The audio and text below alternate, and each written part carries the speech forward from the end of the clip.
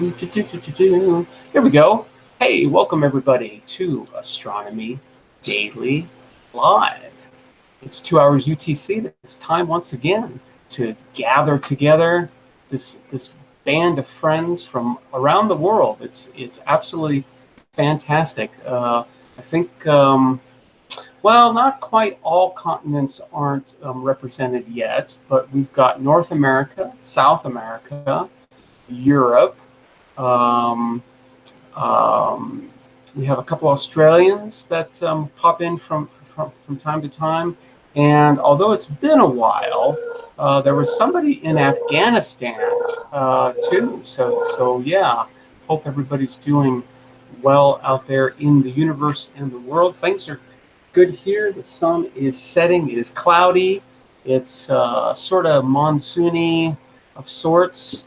So we got clouds, and for the desert, it's just incredibly humid. We're just dying here, just absolutely dying. So I may actually get some clear weather coming up the next 3 days. I am looking forward to it. Yes. Yeah, I mean, we had a thunderstorm today, and it's still cloudy, but it's supposed to clear up.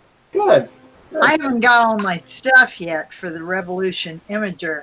I got a little bit more than ERT ordered because I need a system that can sit on my telescope with all the parts together. I can't be holding a monitor in one hand and a DVR in the other and a controller with my thumb. That ain't gonna work. So I ordered a few things that are sold specifically for the purpose of allowing you to attach this stuff all to your telescope. And my telescope's big enough to hold it. It won't throw my telescope off.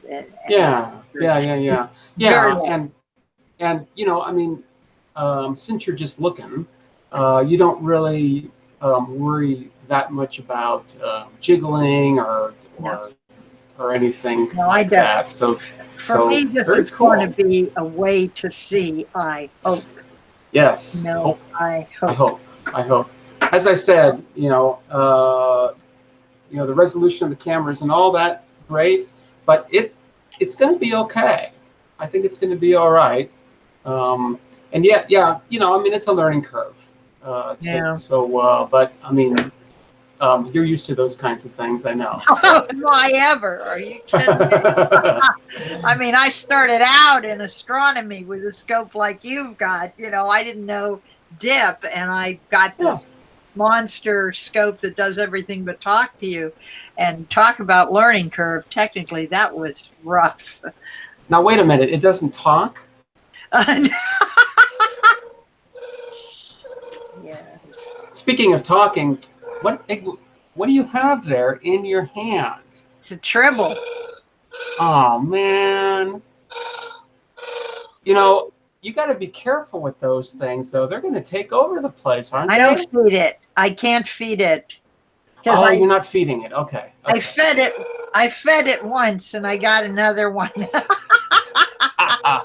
These don't require a litter box. They just multiply. Yeah. Yeah, these little babies. That's just insane. So where do you find those things? What's your source? I'm shutting this down.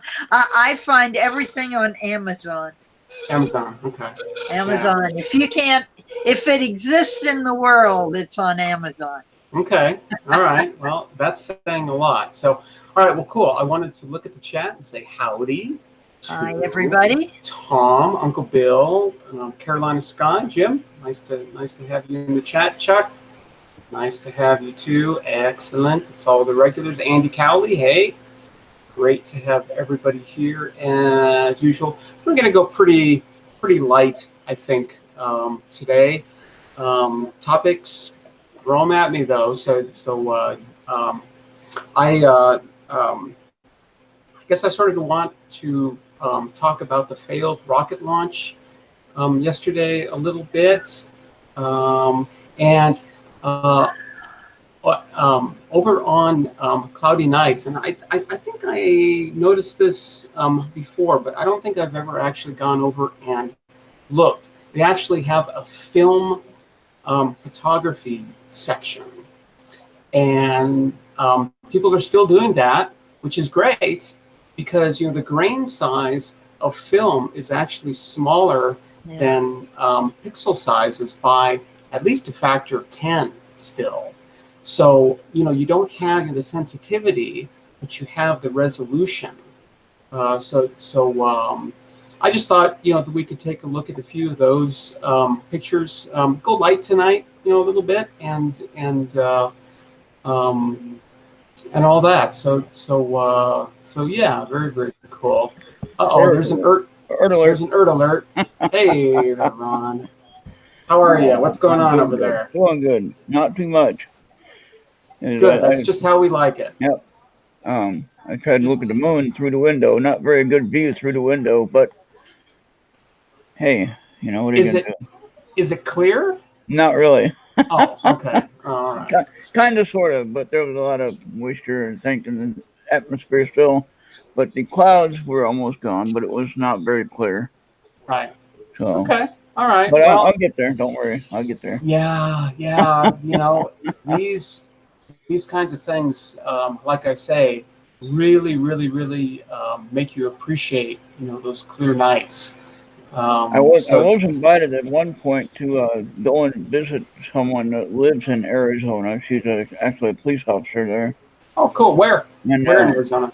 I can't. It's where Mark D'Antonio went to. Okay. Yeah. About his project to them for the. Okay. For the thing that he's doing. Yeah, he was talking about like Sedona. Does that ring a bell? Yeah, there you go. Yeah, there you go. Yeah. Okay. Yeah, that's like midway between Phoenix and Flagstaff. You got a good clear sky. More or less. I think it's where are you at then from there? Pretty nice. I'm in southeastern Arizona, so I'm driving wise in terms of Sedona. I'm probably about maybe about 4.5 hours from Sedona. So right. I mean, it's too far. Okay. Well, 4.5 hours driving in the desert is like 8 hours. Well, it depends on your perspective. I love the deserts. So I don't know. When I drove to Las Vegas, it was like forever going the way that I went. It took forever going through that one section where there was no gas station. There was nothing but field, and I tell you, it was kind of scary. It is wide open. Yes. But just how I like it. So all right, well, cool.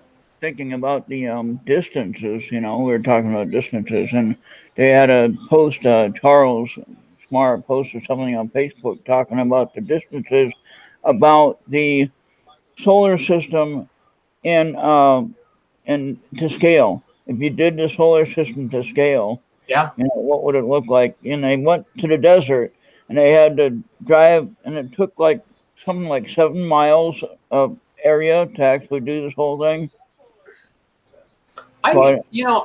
It depends on what you define as like the size of the sun.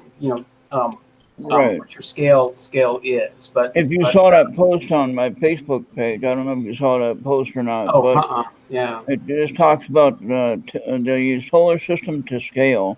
Yeah. What they're talking about. I thought it was interesting. Little thing to watch and talking about sizes of things, and sizes of distances and things like that. And it's incredible how much space there actually is, right? Yeah. Just I mean, it's mind-boggling how much. That's why they call it space. Space. There's a lot of space. Well, and that's why I mean, we have these resources that are basically unlimited, right? We just sort of need to get out there a little bit. Mm-hmm. And once that happens, we're set. We are set. So that's why we're mapping this universe with the different ships that we got out there. Yeah, yeah. Well, there is Charles in the chat. Hey, nice to have Hey, Charles, how you doing? you in the chat. I So he gotta said, go. That gives us an idea what the scale is. I didn't see your post, Ert, so I didn't know.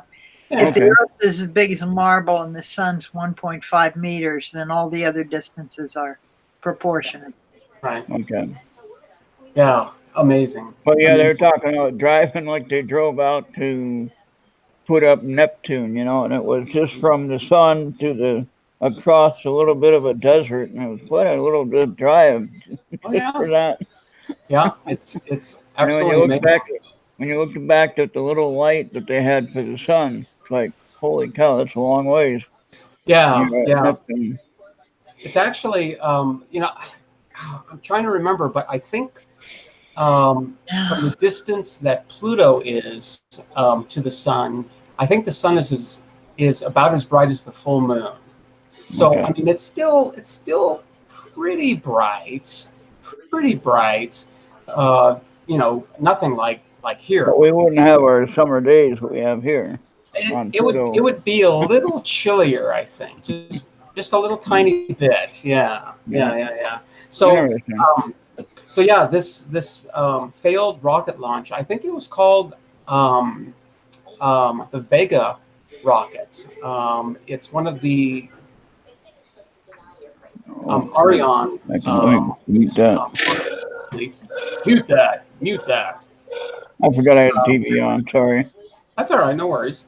Um, so yeah, I didn't really follow up on that much. So if anybody in the chat or anybody on the panel has any kind of info on that, I think what happened is the second stage failed to light, um, and when you watch the playback, they were actually showing, you know, the predicted path of the rocket, and it was going off like this, up, but the actual path was that, right? Mhm.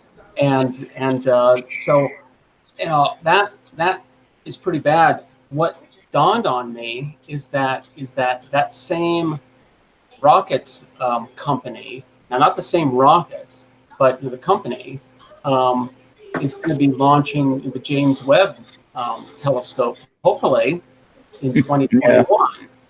Hopefully it will Um, launch correctly. yeah, I think those two rockets are completely different things, and actually, the rocket um, that's going to be launching James Webb, the Ariane 5, I think that and the Soyuz are like the most reliable rockets ever built. I don't know if the 5 has ever failed. You can check me on that. Hey, there's Gilles in Montreal, Canada. Hmm. How are you, Gilles? Hope everything's well. Glad you could stop in. Um, haven't seen you in a while. I haven't been on your live streams either. Jill has I think at least one weekly shortwave radio show. I think it's at 20 hours UTC on Fridays, and maybe every other Saturday. I think you're still doing that, right? Let us know anyway. But good. Things are going well, I hope. Yeah, he's up in Montreal, Canada. So strong thunderstorms, 100,000 without power. Wow. Yeah. Oh Well, my we don't have that weather. Thank goodness. I don't have anything like that whatsoever. No, not at Sorry all. for anyone that does. Yeah. Yeah. Well, take care of yourself. It's I think that's just part of the game up there. All right. So yeah. All right. Well, cool. So yeah. Hopefully, the Ariane 5 is going to continue to be as reliable as it has been, because it is going to be carrying up James Webb. And I would definitely not want to be anywhere near that control area if the path of James Webb went like this. That would be, that's like, you know, the worst case. Worst case. It is extremely unlikely that that's going to happen. Just, you know, really, really, really, something's really got to go wrong, because they are going to be just super, super, super paranoid, right? Just like crazy, crazy paranoid. So Atta has a couple of, well, I don't know if they're new pets, but she's got a couple of pets there. Do you see that? What now? She's got a couple of pets there. Do you see that? Oh, okay. Oh, yeah, I heard.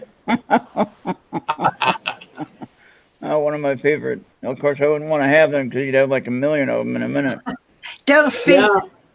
Just don't feed them. Yeah. That's right. Don't feed them. and in this case, there's an off switch, so that's even better. Right. I remember some of the bloopers I had on that show, on that particular episode. Oh yeah, yeah. I don't know if I've ever seen any of those. I'm gonna have to look for that. Check on the fence. But the off switch is not easy to find.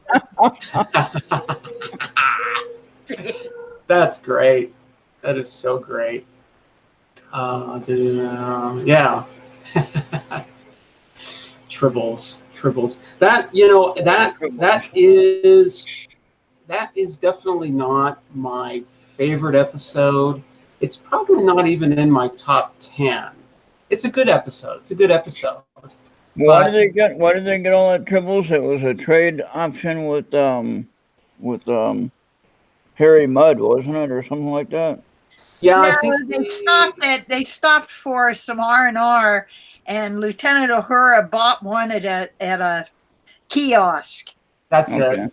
And it was really cool. It was like a purring. The person who invented this thought about it like a purring cat, and that was really cool. But she fed it, and she didn't realize that they divide when you feed them. Oh boy! And pretty soon, everybody on the Enterprise had a ton of them. But the end of the story was they ended up beaming them all over to a Klingon ship. And they hated the Klingons. I remember it. And that feeling was mutual too. Yeah. So there you go. They don't get along with the Klingons very well. No, not very well at all. So how far out when they got that? When they went to that and they got the tribbles, how far out were they? I have oh yeah, I'm not exactly sure how far out they were. They were just, you know, doing their thing. They were stopping at, well, actually they were going to that space station to actually pick up the quadriticale, right? You know, the grain for that planet. I forget the name of the planet. And you know, the tribbles, of course, you know, they devoured all the grain and everything. For Gilles in the chat, he mentioned that he was looking at Jupiter the other night with binoculars and actually saw some moons. I'm going to post a link in the chat here, Gilles.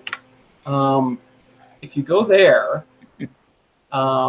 you can type in, you know, the date and the time, and you can sort of see when, you know, the moons are going to be furthest out and all that. So you might check that out. Season 2, episode 15. Bam! Page Master. Deep Space Station K7. Yes. Oh. But what was the name of the planet? It was like Don't it was like them, man. Well, I think it was like Hansen's planet, or I forget what the name of it is, but I'll bet you Page Master will know, or Tom will know. Hey there, Astrolife Channel. I think Harry Melda was another episode where he created the duplicate robots or whatever it was. Yes, yes. Okay. That I'm was sorry. called. Yep, that was called I Mud. Yeah. Yeah. And he actually got sentenced to being on the planet with all them women. Yes. Well, he copies of his wife. Oh yeah. 500 of them. Ah, ah. That'd be like having 500 copies of my ex-husband. Oh God! No. Oh my goodness! All right. Well, cool. So yeah, AOC. I'm you know, that rocket launch was a bummer, but I don't think that should affect Webb in any way. At least I hope not. You know, the company itself, they're going to have to look at that and What do they learn on something like that with when something like when the space shuttle exploded either on launch or when it disintegrated on a re-entry? What did they really learn on that? What was the learning oh, well, situation on? do you mean in terms of the cause? What Yeah, caused that? like cause and what do they learn like for structure, safety? Okay. Like now they're talking about with the space shuttle, they want to have an escape capsule where the astronauts will be safe and they won't lose the astronauts. Yeah. Yeah. Well, you And know, the, those kinds of things put the astronauts right on the top, right? mhm. Right on the top, where you know you have an escape thing, so you can just zip right off there, right? With Challenger, it was the O-rings on the solid rocket boosters. It was so cold that morning that the rings actually shrunk in size, and so you know that seal broke. They shouldn't have launched, and there were lots and lots of people saying, "Don't launch, don't do it. It's going to blow if you launch. Don't launch." But you know, the mentality there was, we have to keep launching. We have to launch. We have to keep on schedule. We have to do this because the space shuttles were meant to be trucks, right? Space transportation system, right? So they were supposed to be trucks, and trucks, when they're delivering things, you want them to go as fast as you can, right? So that was the mentality that they had to keep going and going and going, and it's like, we can't, this launch, I think, had been delayed like 3 or 4 times already, so they were way behind, and lots and lots of people were saying, don't do it, and they lit the fuse anyway, and Columbia reentry was actually caused at launch. When they launched, a large piece of ice smashed down on one of the leading parts of the wing. I think it was the right wing or the left wing. I forget which. I think it was the. Don't remember. One of the wings. And that created just a huge hole that nobody knew about. So to have a spacecraft like that put, on the side of a rocket like that is dumb. It's dumb. It's stupid. Okay, you put your payload on top, so nothing can hit it. It's right in front, right? Nope. Well, less of a problem. It's always a huge risk, right? I mean, it's absolutely crazy, to ride a rocket, right? It's insanity. I'll do it. I'm crazy. I was gonna say I'll try that. That'd be a fun ride to try. Just don't eat the morning before. or the day Yeah. of the launch. Don't have no food in your stomach. Make sure you're ready to go. Not Okay. go that way. Page Master is saying there was a piece of foam, and I think he's right. Yeah, it's just at those speeds. I think when that piece of foam hit the wing, I think it was going something like 500 miles an hour or so, Hmm. and so anything that's going that fast, bam. So after that happened, what they did is they never um, um, launched the shuttle just to go out there. They always went to the space station. Hmm. And when they flew up to the space station, before they docked, um, they did a full rotation of the shuttle. So, the people on the station could actually look at all the tiles and all the wings and all the edges and Right. everything else to make sure there weren't any holes. Um, which is actually a beautiful thing to watch. It's oh man, the movies of those, with the shuttle rotating, it's just absolutely gorgeous. Oh It's yeah. fantastic, fantastic. So, um, but So yeah, yeah. are So, you going to go to the space station when they sell you the ticket? I really don't have any interest in orbiting the Earth. I know that would be really pretty, and if asked to go, I probably would. But given a choice, not too interested in that. I want to go around the moon. I want to go, to the moon, go around it, come back. That's Hmm. what I want to do. And Definitely. get all the incredible views on the way. Yeah. You know, that would be a 7-day cruise, Hmm. and it'd be absolutely a blast. Is that what Um, they're talking about with is that going to be $10,000 or what? well, Elon Musk has said that they want to get launch costs down to $100 per pound. Oh, wow. So if you can do that, Hmm. you can sort of take your weight and multiply it by 100, and that's how much it's going to cost. So it's still going to be expensive, but it's not crazy expensive, So right? 300 pounds. So 300 pounds is $3,000 then? 30,000, 30,000. 30,000. Yeah, there you go. Yeah, I was thinking yeah. 10. That multiply with 10. That would make more sense. Yeah, By yeah. I 100. don't know if it's Yeah. ever going to be that cheap, but 30,000. No, that's not too bad. No. that can be financed, right? You can have a $30,000 trip to Hawaii if you want. You could, Yeah. you could, you So could. wouldn't So wouldn't so wouldn't go wouldn't be going to the moon a little bit more fun than going to Hawaii?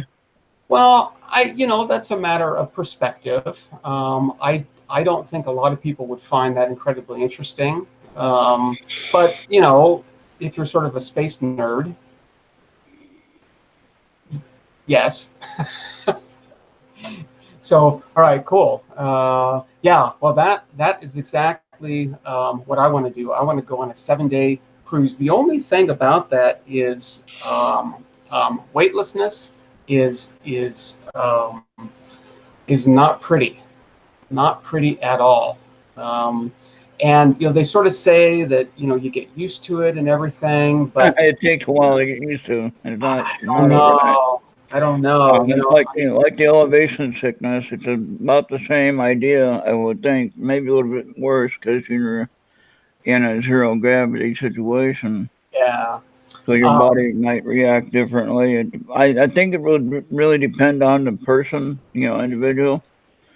It Uh, it does. It does, to a certain extent. We really don't know yet how sort of civilian bodies work up there.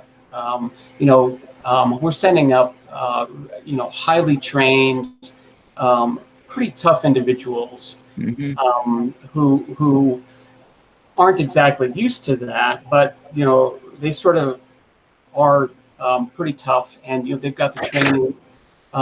Probably lots and lots of drugs, I would say. hmm Um, So yeah, Virgin Galactic, of course, Chuck, is just suborbital, right? So they just sort of go. Whoop. But 200K, that's a nice ride. Blue Origin is going to be doing exactly the same thing. I don't know if they've come out with any numbers yet, but that's supposed to be happening this year. So Virgin Galactic too, isn't it? Aren't they supposed to be doing that this year as well? Not sure. I'm not really paying that much attention to all those things. I mean, I think it's absolutely great, and we need to do it, and it's incredibly exciting. But getting a large number of people up there is still, it's probably 10 or 20 years away or so. Would you use anything like the transporter? Would I? Yeah. Yeah. Would you risk yourself? I don't know if I'd want to be first. But you remember Dr. McCoy on Star? Yes. On Enterprise there, he never liked to energize, or he never liked the transporter, I don't think. Right. Well, and that whole concept, the physics there, I'm not quite sure. I mean, it's fictional, of course, but setting that aside, I don't really understand the physics all that much. How exactly that works. I haven't looked into that much. See, they were talking about having an elevator to the moon, weren't they? At one time, some kind of elevator. Which I don't know how they could do that, but not gonna happen. That was theory based on fullerene molecules. Oh, okay. Wishful thinking. Yeah, that's what it was based on. Wishful thinking. All right, so I had the right idea though. Yeah. Patrick Manning. Hey, nice to see you in the chat. Excellent. Glad you could stop by. One of the other things that isn't talked about much in terms of these tethers and stuff is the huge voltage potentials between those things. There are just hundreds of thousands of volts different. You're going to have a lot of current there, to deal with too. And that they actually found, they did a few experiments in the shuttle with tethers, and every single time they broke because the wires melted because of the current within them. So they got to look at all that stuff. We're being scanned. Or is that scammed? He's scammed. Go off every once in a while. Just Cool. One of the things about all the fiction on Star Trek, I think, for all of it seemed to require a huge amount of energy. I mean, you had to have an energy source that was phenomenal to pull this stuff off. Even if you could theoretically do it on paper, the sticking point was the amount of energy required. We don't have an energy source anywhere close to that. Like that, yeah, they were talking about that with the like the personal force field, and they're talking about, well, we can probably develop a personal force field, but the concept of the cost would be outrageous. The cost and the technology just isn't there yet. Well, and that, what we're talking about here is actually at least one of the possible answers, to the Fermi paradox. Maybe there just isn't any sort of reasonable way, to move between the stars and all of that. So you know, maybe there are things that we just don't know yet. Um, and so, yeah, who knows? Who knows? It's hard to tell. All right, I'm looking at the chat really quick here. Some interesting. There was a mission with a human skull. Yeah.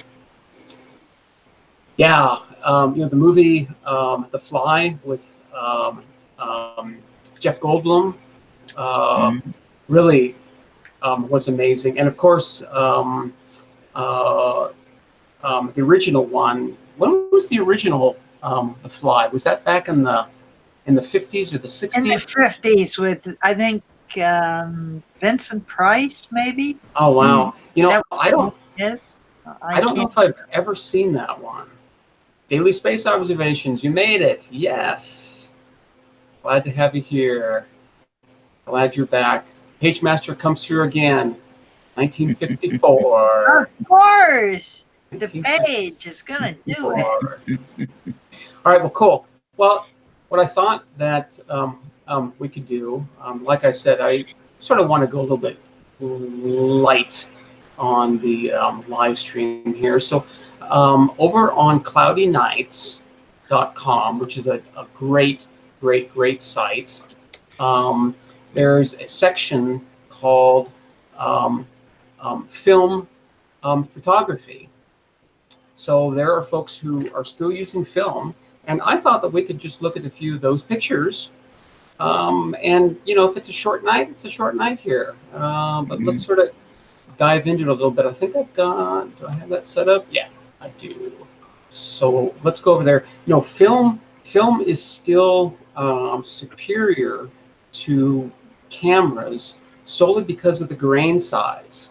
You know, submicron grain size in film, sort of the smallest reasonable pixel size for cameras is around 5 micron, 9 micron, 13. Actually, the smaller you go with the pixels, the noisier they are. So like in terms of resolution, film wins hands down. It is at least 10 times better than cameras, right? Really? At least.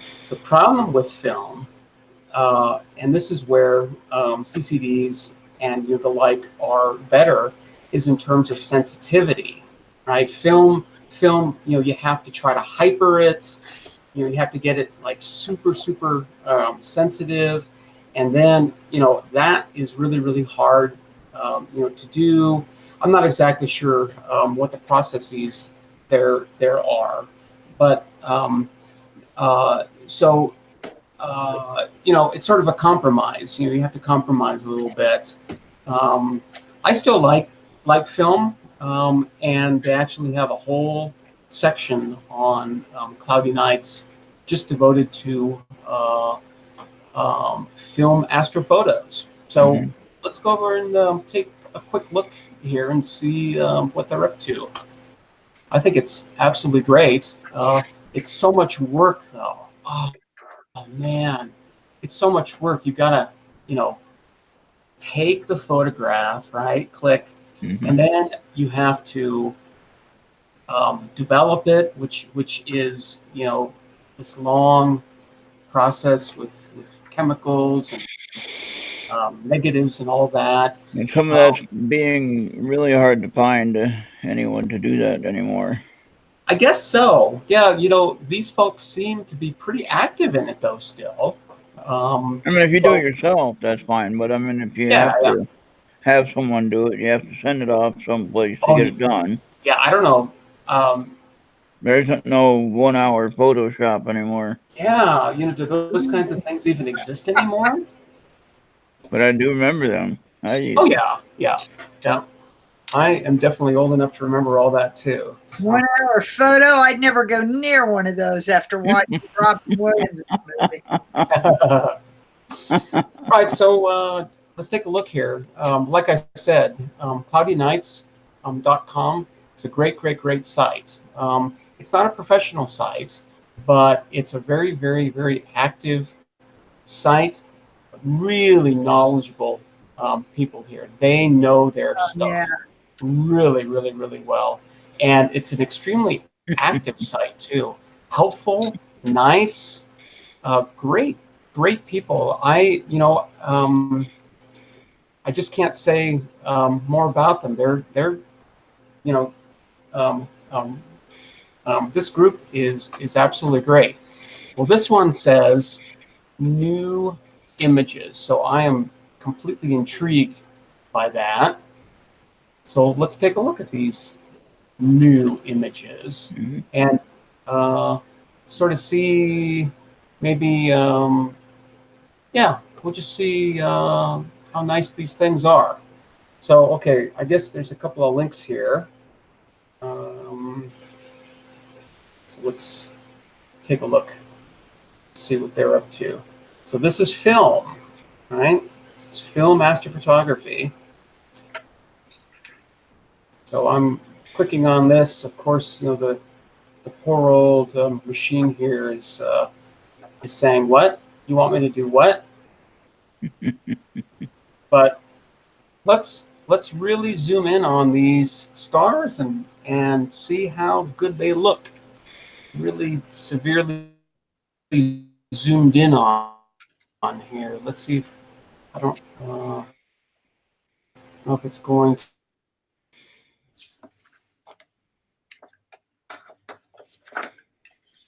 to let. Come on, you can do it. I know. Let's see, it doesn't want to move. Oh, well, we have a little patience here. You can sort of see what we're dealing with, though. Look at all those. Look at all those stars. That's pretty amazing. Let's see if I can. Okay, all right. It looks like it's back. Let's see if we can move in a little bit. And I'm going to try to zoom in here if I can. Here we go. I want to look at the shapes of these stars. I'm trying to zoom in. Look at all that color. Isn't that beautiful? Those are, um, I didn't look at the details. I don't know if this is color film um, or what. Now, of course, we're being a little bit messed up here because this person has obviously scanned them, digitized them. So there is going to be some pixelization caused by the scanning. So we're not actually seeing it as it really is, if we had it right in front of our eyes. But it's probably a pretty good representation. This thing doesn't really want to zoom in anymore. So, but looks pretty good, nice and round, even way out on the edges. Pretty nice. You're getting a little bit there, a little bit of a stretchy, but great, beautiful colors. And look at all those stars. Holy moly. I'm not quite sure where they're pointing here, but my guess is that it's somewhere towards the Milky Way. I think they were saying something about Cassiopeia. There's some kind of nebula here. Oh, yeah. Let's Well, let's go there's back. a star cluster there. I can't remember which one, Yeah, though. yeah, I noticed that one too. So It's a little small. this says Oh, what's that Cassiopeia. there? What was that So red there? yeah, well, this is a nebula here, and there's a nebula over here. It looks like. Um, let's go back and see Cassiopeia image. Taking a So the red, red. if I remember right, the red is from hydrogen. Is that right? That is usually the case. Yes. Okay. Yeah. Yeah. It glows And in. the blue is from what? Blue is oftentimes from oxygen 3. Okay. Yeah. That's why they sell those filters if you're doing viewing. O3 Yeah. filter, Right. Yeah. Yeah. Nebula filter. Right. H-alpha filters. Yeah. Yeah. Yeah. And this would definitely be the hydrogen alpha stuff. It's Yeah. nice and red, and that's exactly what the wavelength is. I'm not really seeing any details here in terms of where exactly he I guess Michael 1, where he's looking. He's located over in the Czech Republic, so that's pretty cool. But yeah, there really isn't a lot of details here. I did see that it said Pentax 6x7, so there's a little bit of info about the camera, and probably that is the size of the film, maybe 6 inches by 7 inches. That seems a little big. But yeah, well, let's sort of scan around here now and see. Oh, But Cloudy Night great. is a really cool site. It has everything on it. Anything. Yeah, it really, really does. Really, really does. For the amateur, this is absolutely fantastic.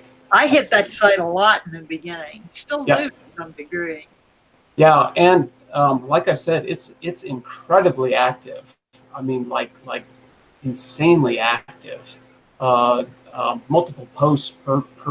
Well, I think in the course of an hour, you'll get at least 30 to 40 new posts or replies, that kind of thing. But yeah, it looks like where was that cluster? Yeah, there's a little bit of a cluster here of sorts.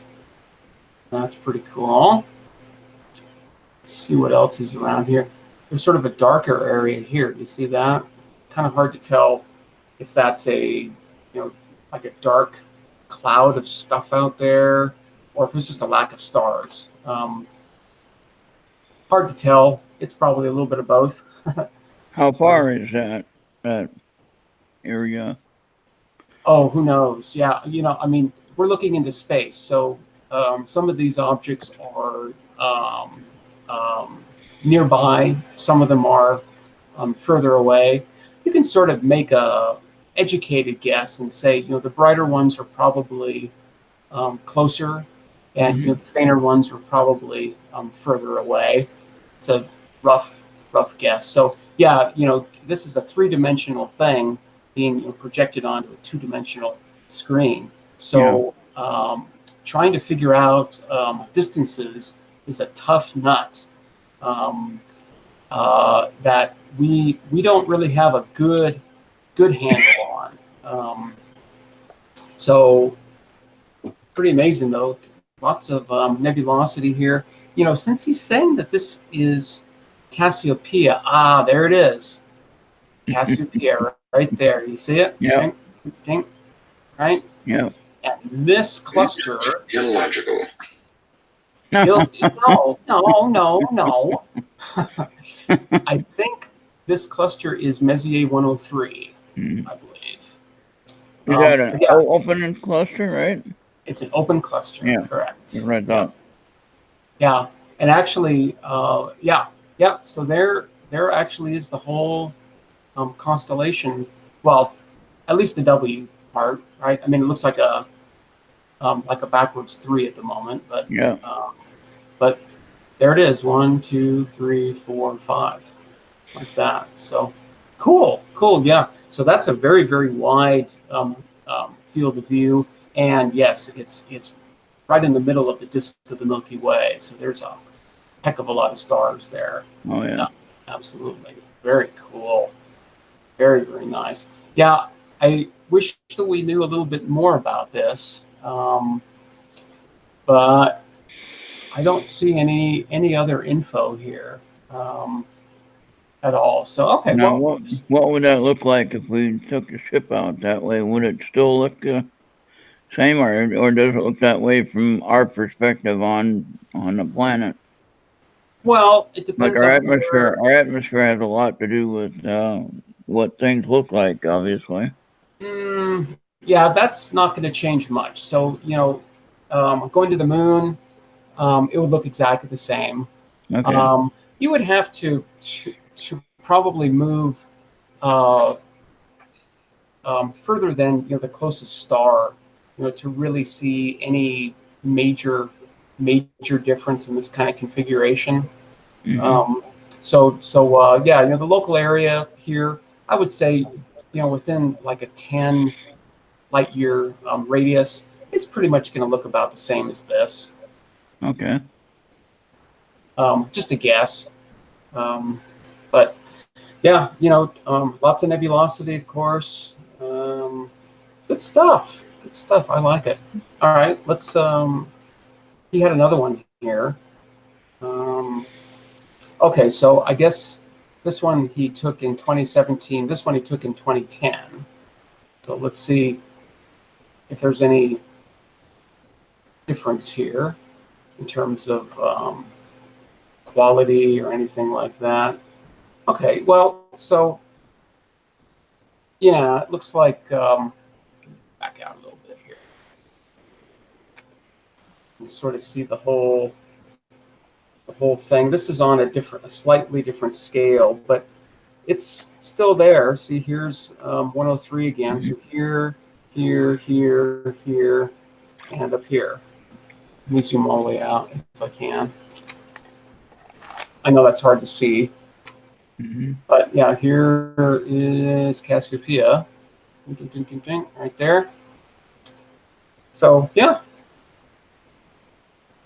Yeah, sideways. Nice. Yeah. Yeah. Running the direction of the arm. I see it. Yeah. Right there. So Of course, one. I had it turned around before. I got Yeah. Well, the trick with most of these kinds of things is that you got to stick your tongue out to the left.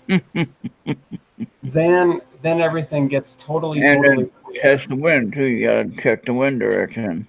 Sometimes the wind will affect that. Yeah. So all right, well, cool. Let's keep looking. I don't see any other posts here, so let's. I've seen both gold prospectors and astronomers test the wind direction. I don't know why. I just wanted to see if anyone else does it, I guess. Yeah. This says total solar eclipse on film. I wonder if that's recent. The last one I sort of assume it is. Let's see. So now, here's a good question. What makes the time frame, like some eclipses are a lot longer than others? Okay, like there's one that was like over 2 hours long or something like that. Right. Well, yeah, I don't think any totality is going to last quite that long. But what it depends on are the total eclipse. Yeah. What it depends on is the relative sizes of the sun and the moon. The sun is more or less the same size all the time. The size of the moon changes, depending on whether it's closer or further away. So when you have sort of a small sun and a big moon, you're going to have a longer eclipse. But now, if we were, this eclipse happened when the sun was at like near its farthest point. Okay. So it looks really, really small. Yeah. Yeah, compared to if it was closer in wintertime. And the moon was also wintertime for us. Yeah. Pretty small too. So the relative sizes were about the same. So the length of the eclipse was actually really, really short. It was just, I think it was maybe a minute or two, maybe. Okay. I remember when it was closer, like I think the one that happened that you saw in Nevada, or Nebraska rather. Yeah. It was quite a long. It was over 5 minutes for the totality point. Nice. I believe we'd have to look at that and make sure we got the record right. Yeah. But I know it was quite a long time in the shadows, which that would be. You're talking about 100-degree desert, and then it drops down to, 70 degrees or 80 degrees for 15 minutes, that would be kind of cold. It's freaky, I think is the right word.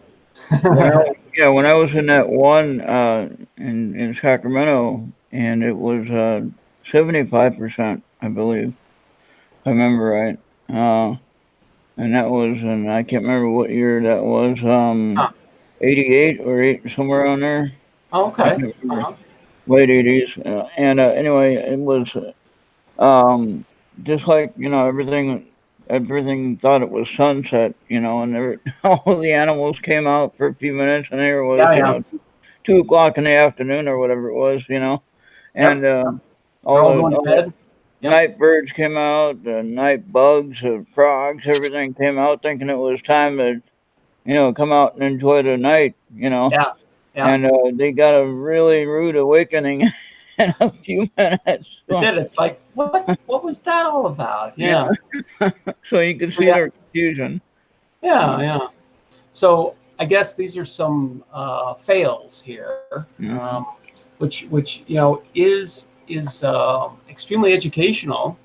You learn a lot by failing. Never, ever think that failure is a bad thing. You can learn actually even more with failing. And science is all about failing. You fail and fail and fail and fail and fail and fail, and that's how you learn. So you learn not to do that mistake again. at least that. At least that. Yeah. Okay. Well, let's keep going. And if you survive, and you can potentially save, I don't know how many lives, Right. So. Fujicolor 100. Yeah. Okay. It doesn't look like there's any pictures there. Where are the pictures? New film production. Is the Olympus OM1 a dinosaur? Star images. Let's see what that's about. F1.2 prime focus. Interesting. Thanks in advance. Not seeing really. Okay. Here's an example of using a film lens on a CCD. I don't know if this is going to let me in or not. Oh, okay. Huh. Oh, okay. So, I'm not exactly sure what we're seeing here, but it looks like they're, comparing different focal ratios here. Oh, okay. Same object, the beehive cluster, which is up in the it's in the constellation of Cancer. M44. I was going to say 44, yeah. Yeah, Mezzi 44. Yeah, I know the Pleiades is 45. Yep. So. Got it. All those numbers and stuff, yeah, I just like to look at it. The beehive cluster, it's a nice little, it's an open cluster as well, I believe. Yes. Are all and those it's a binocular object too. Are all the stars, like, say, in the Pleiades and in the open clusters like that, they're all connected with gravitational field? Yeah, and then how does that work? How do they react with? I don't quite get that. Okay. Well, like I say, this live stream, I don't have any real answers. I have questions. Okay, I'll give you an example. I get the idea of the sun. I can give you an answer. Yeah, I get the idea of the sun with the 9 planets. I got that. Okay, the sun is a gravitational force that attracts 9 planets that really doesn't have anything but what the sun gives, basically. Right. And then, but the stars orbiting a center force, gravitational force. Yeah, there is no. That you're thinking about that a little bit wrong. There is no central object here. Oh, this really? Is just a cluster of stars. the idea is, at least, the theory goes, is that all these stars formed at the same time. So they're all related. They all formed at the same time, sort of from the same cloud of um, uh, of stuff, Okay. and they are all just sort of gravitationally bound. Now, this is a very, very dynamic thing, though. All these stars are moving. So what will probably happen eventually is these stars, will just slowly sort of spread out, spread and spread and spread until they're not really part of a cluster anymore. So yeah, there is no central object that is bounding these stars. They just happen to form, in the same place at the same time. Okay. At least that's the theory. That's the theory. So yeah. I guess that's as good an answer as we're gonna get. That's it. Uh, Cool. Yeah. Actually, 77. I think this is actually 7789 right there. That's a beautiful cluster. See that? Isn't that great? mm-hmm. But this is all film, of course. So looks pretty good. Looks pretty good. I like it. So they had to develop that in a dark room and then put Yeah. it up there. Wow. Yeah. Old school. Old school. I don't see any info here in terms of exposure working with times. black and white, except for a few colored items like the red. Yeah. But you're working with just black and white.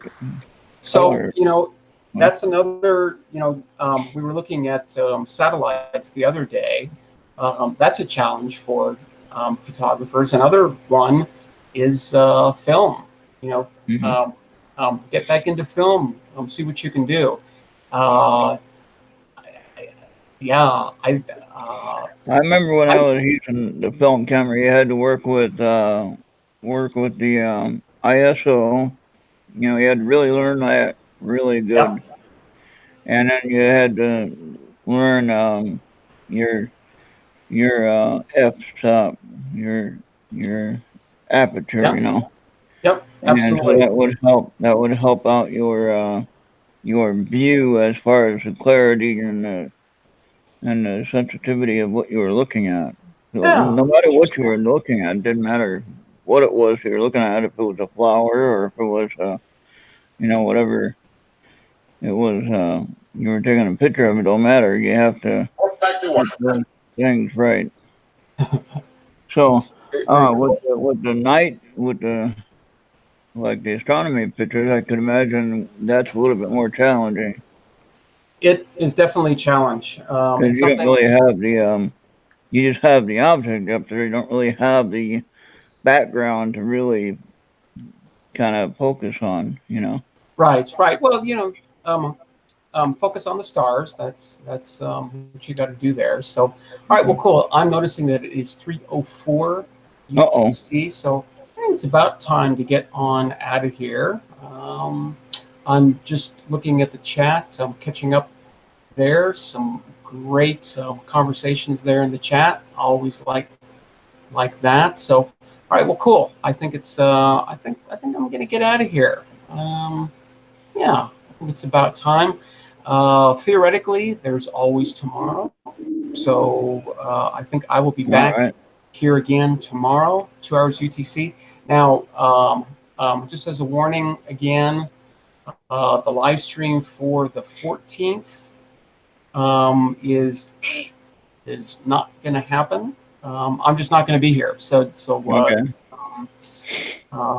But yeah, I think that's let's see, that's in 2 more days. So I'll be here tomorrow, and I guess I won't be here the next day. All right. But otherwise, that's it. I think it's a wrap. I think everything is good. It's nice All and right. dark here. And There goes Ata is Etta. about to take off. She's about to fly off into Pumpkin Land. Yep, there she goes. Bye-bye. Yep. Thanks, Ata, for coming in again. And thanks, everybody, for coming in. Greatly appreciate the support and coming in here. I just love sharing the passion, right? I love astronomy and space and science, those kinds of things. And I think this is great fun. We've got an excellent group here, and I want to find more of you. Where are you? You're out there somewhere. I know you are. I'll find you. I will. So spread the word. I'm doing. Tell a friend. Yeah, tell a friend. I am doing research. So supporting that, you can go over to my Patreon page. Just look for Cosmic Lettuce, and you'll find it there. I'm trying to do that full time if I can. And there are some benefits. I'm always trying to add new benefits to those kinds of things.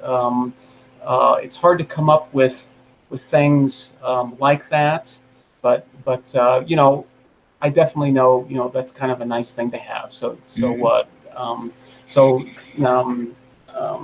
supporting that would be absolutely great, or just coming in here. That is good enough. That's absolutely great. So okay, make sure to hit the thumbs up if you so desire. Make sure to subscribe if you haven't. Tell a friend. You tell a friend. And I'll be back here again tomorrow, 2 hours UTC. More astronomy, more spacey things. I never have a real plan, so who knows what it'll be. Something astronomical, though, for sure. All right. For sure. Okay, everybody. Peace, cheers, and all that. Live long and prosper. I will see you later. Thanks for coming in, everybody. Okay, bye. Bye-bye.